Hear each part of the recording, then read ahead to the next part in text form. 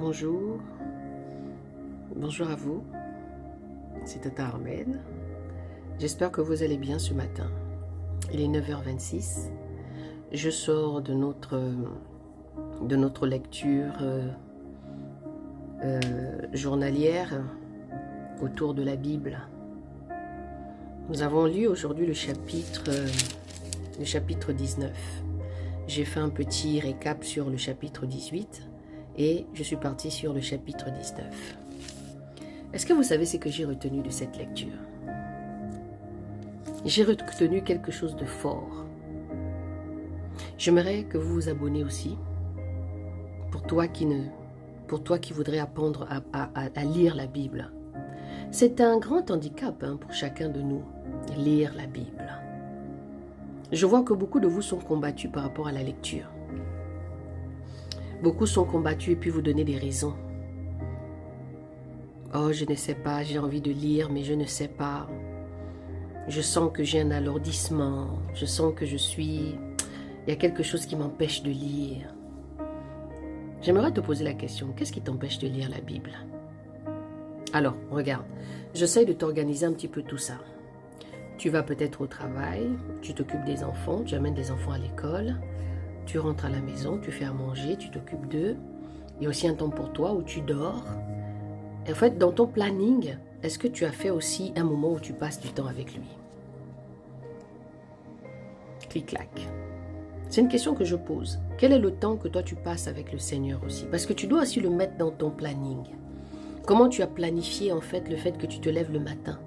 Quand tu mets le pied par terre par rapport à la prière, quand tu vas prendre ta douche, prendre ton petit déjeuner, préparer les enfants là à l'école, je sais qu'il y a du boulot, mais on trouve toujours un temps pour passer du temps avec le Seigneur. Tout, c'est pas toujours les demandes. Tout, c'est pas toujours l'alourdissement. Non. C'est aussi ta détermination. C'est aussi la place que tu mets le Seigneur devant. C'est aussi la valeur qu'il a à tes yeux. Parce qu'on met toujours en avant les choses qui sont importantes pour nous. Qu'est-ce qui est important pour toi? Ok, ton mari est important pour toi, tes enfants et ainsi de suite. Mais quelle est la place de Dieu dans ta vie alors? Parce que vous êtes les premiers à vous plaindre. Oui, le Seigneur m'a oublié. Oui, je ne sais pas, je prie mais il ne me répond pas. J'apprends beaucoup de choses au jour d'aujourd'hui. Le Seigneur, quand on le prie, ce n'est pas une histoire de un jour. C'est tous les jours tu te lèves, tous les jours tu pries. Même si tu dois l'amener le sujet là, tous les jours, il voudrait t'entendre. Mais lui-même encore, il te regarde. Mais c'est toi qui devrais faire les efforts, la détermination, la foi. Comme je dis si bien, le Matthieu 11-12. Car depuis le temps de Jean-Baptiste à aujourd'hui, le royaume des cieux est forcé. Et ce sont les violents qui s'emparent du royaume. C'est-à-dire que tu n'es pas déterminé. C'est-à-dire que tu n'as pas encore mis Dieu dans tes plans, dans ton organisation familiale. Il n'est pas encore entré tout à fait dans ta maison. Non, c'est que toi, tu parles de lui, tu l'appelles, il ne te répond pas, mais tu oublies. Alors que lui, il est là. Le Seigneur me dit toujours qu'il est plus près que ce qu'on le croit. Il suffit juste de l'appeler, il le dit très bien. Le manque de patience aussi crée ce genre d'attitude. Donc j'aimerais que par cette petite vidéo, tu puisses prendre conscience que le problème que tu as de ne pas lire ou bien de ne pas être déterminé avec le Seigneur, ce n'est pas à cause de lui, parce qu'il est toujours là. C'est juste toi qui n'as pas mis le bon planning avec lui. C'est juste toi qui n'étais pas encore, tu n'as pas compris l'intérêt de Dieu dans ta vie. Tu n'as pas compris en fait que tu avais besoin de lui tous les jours, en tout temps, parce que ta respiration, c'est lui. Si tu manges, c'est lui. Si tu respires, c'est lui. Si tu pleures, c'est lui. Si tu tombes, c'est lui. Si tu te relèves, c'est lui. Si tu as des enfants, c'est lui. Donc, quelle est la place de Dieu dans ta vie réellement? Ça, c'est ma question. Pour revenir à cette lecture du chapitre 18, 19, je suis en train de comprendre combien de fois Moïse, dans cette histoire, n'était qu'un pantin. Oui, je dis pantin, pour que vous compreniez. Il était comme une marionnette. Il suivait seulement les instructions de Dieu. Parce que c'est Yahweh qui lui donnait la force de faire tout ce qu'il a fait. Moïse n'est jamais sorti ici avec une puissance particulière. Moïse n'est jamais venu dire ici, c'est moi qui a fait telle et telle chose. Non. Encore une fois, quand ils sont arrivés à la montagne, à Sinaï, Yahweh s'est mis à côté. Et le peuple était aussi à côté. La Bible dit ici que, dans le verset 9, la Bible dit, « Et Yahweh dit à Moïse, voici je viendrai à toi dans une nuée épaisse, afin que le peuple entende quand je parlerai avec toi. Et qu'il te croie aussi. » Toujours, car Moïse avait rapporté à Yahweh les paroles du peuple. Yahweh dit aussi à Moïse, « Va-t'en vers le peuple et sacrifie-les aujourd'hui et demain, et qu'ils lavent leurs vêtements, et qu'ils soient tous prêts pour le 3e jour. » Le Seigneur a fait développer ça tout à l'heure. Si tu veux découvrir la suite et l'inspiration que Dieu m'a donnée, abonne-toi sur Eau de Vie Édifie. Tu vas me trouver là-bas et tu verras comment le Seigneur m'a encore amené à parler de ça dans cette lecture du chapitre 18. Le Seigneur fait comprendre ici à Moïse que lui-même il va descendre parler à ce peuple-là.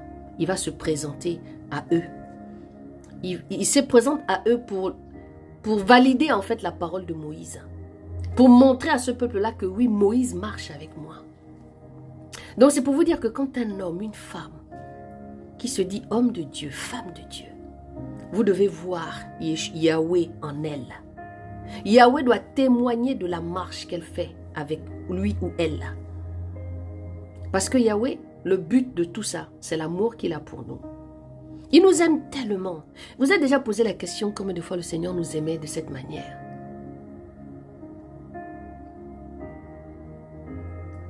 Nous, on est trop confiants avec Dieu. On croit qu'on est né, il est déjà né avec nous, il est là, on le connaît déjà. On est trop potes, quoi. Alors que la Bible dit que notre Dieu, là, est un feu dévorant. Mais sauf que cet aspect-là, on l'oublie. On laisse plutôt le côté amour. Oh, il est amour. Oui, il est amour. La sanctification de personne ne verra le Seigneur. Il est en train de parler ça ici parce que le 3e jour ici, c'est la préfiguration aussi de notre Dieu, la mort et la résurrection de Jésus.